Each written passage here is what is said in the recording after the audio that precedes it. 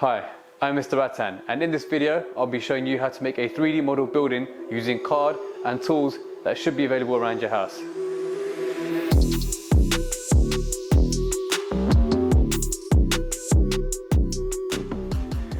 Now this video will be a collection of videos that I will release stage by stage. In this video we're going to concentrate on constructing the base of your building. Now for this stage you will need a floor plan which should look something like this. Now this is a restaurant that I've been designing. Obviously for your building it will be something different. So if you do not have a floor plan, you need to pause the video, go away, get that done, come back and then press play. Now here is an example of what a floor plan should look like. Now in this case I've drawn a floor plan of a restaurant. Some of you might be doing a home, some of you might be doing a sports facility. Whatever your building is, whatever your idea is, it doesn't matter. This is generally what a floor plan should look like. All this does is tell me how big the rooms will be, where the rooms will be placed, what rooms will be next to each other, where the windows will be placed, where the doors will be placed, and so on. But we do need to make sure you have this ready and done before we move on to this stage of making today. Okay, so to do this project you'll need a few things. You want some corrugated card, which is more durable and stronger compared to other regular card.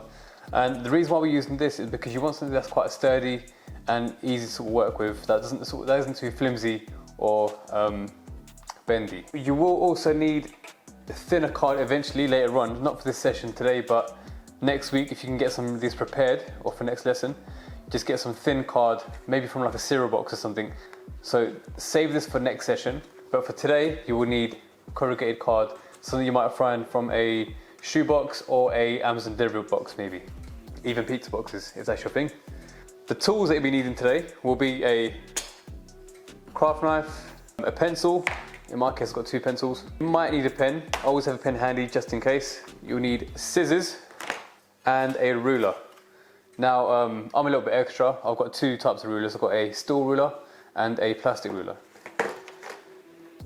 If you can get your hands on a metal ruler, that's something I'll definitely use for cutting, because it's got a strong edge and it will stop your blade from sort of cutting in and giving you rough edges when cutting.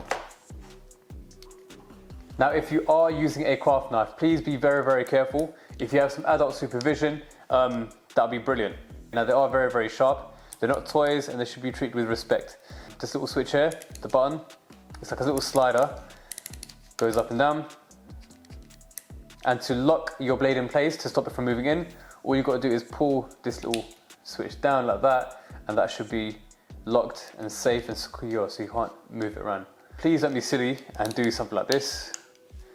If you use your blade like that, you will end up snapping your blade and it can be quite dangerous for yourself as well. So you want to make sure that you're using the right amount of blade. Something about 1 centimeter like that will be plenty. That's all you need. And don't forget to lock your blade in. Now if you are going to use these, make sure you are careful, as they are very, very useful tools, and with a little bit of respect they can actually help you create some really outstanding work.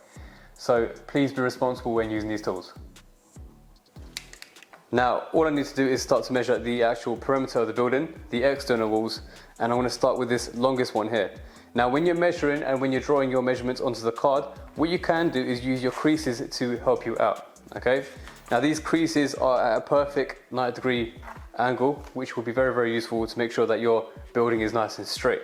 If your floor plan is quite small and takes up maybe half the size or maybe even a quarter of your page, what you can do is, to make it easy for yourself, is just double the size so that you come up with a bigger model.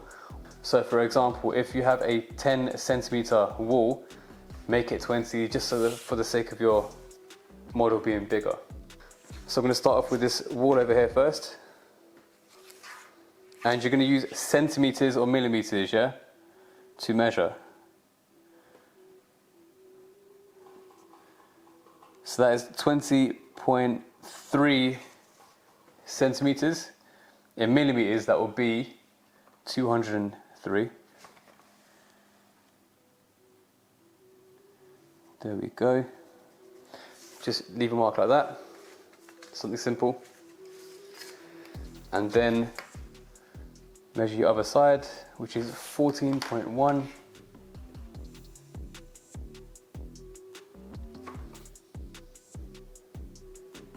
There we go. Once you've got these 2 measurements, you can use it to help you create a straight line for your building.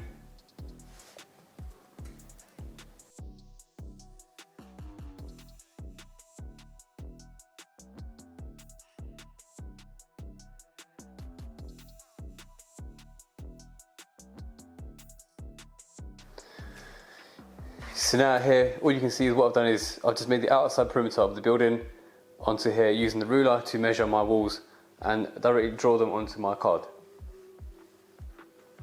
Now the next step will be to add your inside room areas, and if you want at this stage, you can decide this now, you can sort of block certain areas together. Otherwise it can be quite fiddly doing the smaller rooms such as the toilets. Okay, if you've got small cubicles, working toilets, that would be quite hard to make in this model. So if you want to block the whole toilet as one room, that will be a good idea. That's what I'm going to do. You don't need to worry about the doors at the moment. All we're going to do is worry about the inside walls. As you're doing this, please make sure you take your time doing this. Make sure you measure your rooms accurately so they're nice and neat. So I'm going to start with this room here.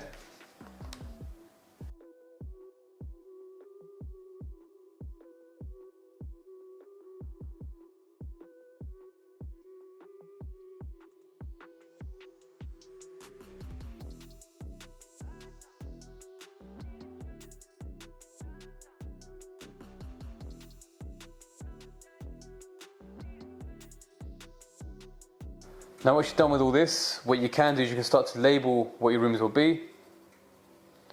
So that'll be a kitchen. Here will be like a little open area.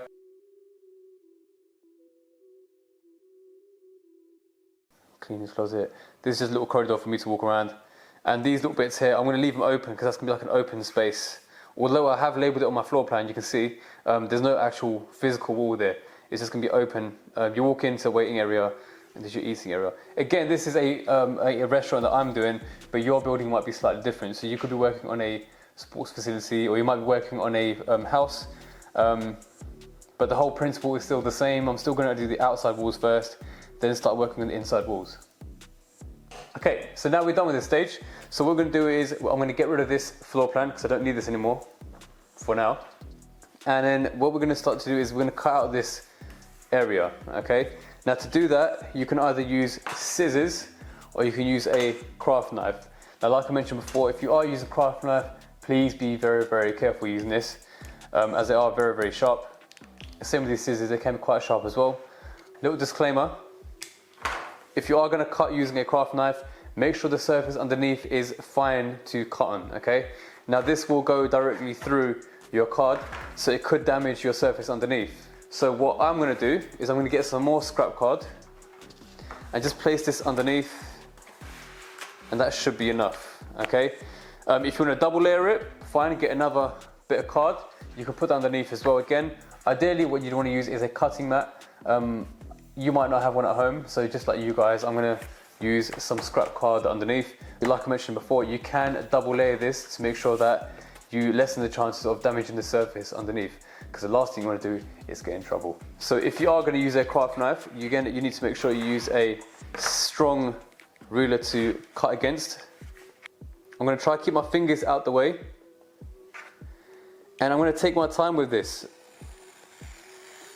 Now if you rush it, you could end up slipping and cutting yourself. Another thing is you can also damage your work. So you want to make sure when you're using this, you take your time and you're accurate. That looks like a good cut. Move over. Again, take your time.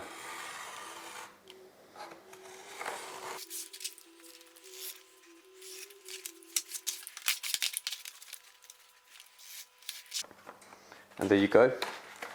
There is your floor cut out nice and neatly. Now the next step, we need to double layer each room. So you need to redraw the rooms again, and we're going to cut them out and stick them over your rooms. The reason why we're doing that is because we need to create a wedge for the walls to sort of sit in between. This will make more sense when we get to that point. But just for now, all I need you to do is redraw each room using a ruler, using a pencil. Redraw it again onto your spare bit of card. Just make sure that it's the right size for each room. Once we redraw the rooms, we're going to cut them out and stick them on top of your rooms again.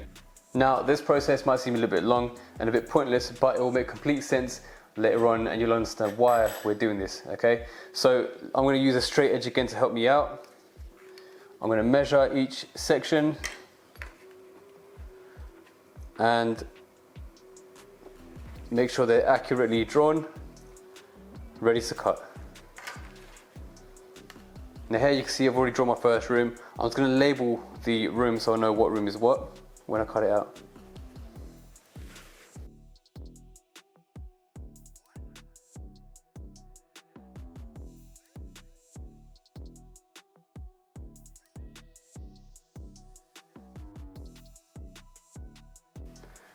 One bit of quality control. You can place your building over it, which is what I did earlier, just to make sure that the width and everything all fits. You can sort of slide it a little bit down just to make sure all the lines match up in all directions. Now as you can see, I've redrawn everything exactly how it is on my base, and I've even labelled these little areas that I didn't label before, but you can do that, it's up to you. That's just to help me make sure that I know where each room will need to be stuck onto later on. So now these all can be cut out individually, okay? Now when I say individually, I mean each room will need to be cut out exactly how it is using these lines.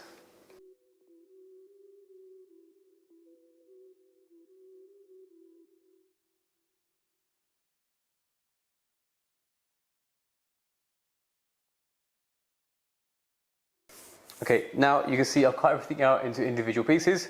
The next step is to get some glue. You can use PVA glue for this if you want, or a normal glue stick, or maybe some double-sided tape.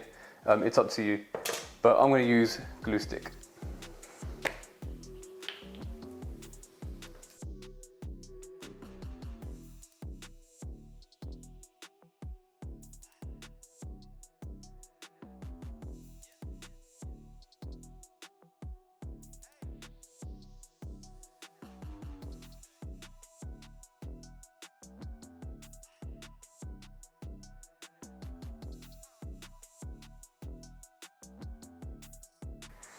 Now as you can see, I've glued on every single bit of room and it's given us some sort of thickness to the actual base of your floor. Give it some time to dry and then this will be ready for next week's lesson. Then in preparation for next week, you try to make sure that you bring some thin card. This could be from a cereal box of some sort, which is nice and sort of flexible and thin for us to use. And in case you're wondering why we have to do each room individually, this is why. So these will be your internal walls for next week. And we're just going to basically slot them into your building and it will hold quite nice and sturdy just like that. Now this is pretty much it, but if you do want to clean up some sort of edges like I've done here, you can get your craft knife or your scissors and carefully cut them off.